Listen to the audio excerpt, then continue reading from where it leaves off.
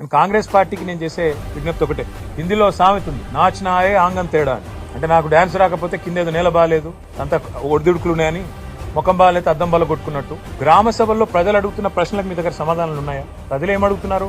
100 రోజుల్లో 6 గ్యారెంటీలు అన్నారు, ఏమైందని అడిగారు. ప్రజలు ఏమడుగుతున్నారు? రుణమాఫీ సంగతి ఏమైందని అడుగుతున్నారు. రైతు బంధు ₹1 ఇప్పటిదాకా వేయలేదు, మీ ప్రభుత్వం వచ్చినాక ఎందుకు వేయలేదు అని అడుగుతున్నారు. వాటికి సమాధానం చెప్పే సత్తా మీ కాడ లేకపోతే మేమేం చేస్తాం? ప్రజలు ఇంకొక మాట కూడా అడుగుతున్నారు. 1,06,00,000 దరఖాస్తులు తీసుకున్నారు మీరు ప్రజాపాలన పేరిట డిసెంబర్ 23లో. ఆ దరఖాస్తులు ఇచ్చినాం కదా రేషన్ కార్డులకు, రైతు భరోసాకు, మళ్ళెందుకు దరఖాస్తు పెట్టాలని అడుగుతున్నారు.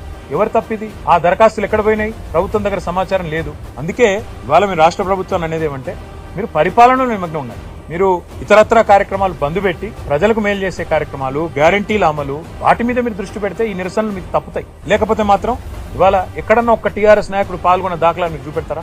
ఎక్కడికక్కడ ప్రజలు మరలబడుతున్నారు, టెంట్లు ఊలగొడుతున్నారు. రేపు ఇదే తీరుగా కొనసాగితే గవర్నమెంట్ ను కూడా ఏదో దశలో ప్రజలు వాళ్ళు ఖచ్చితంగా తిరస్కరిస్తారు.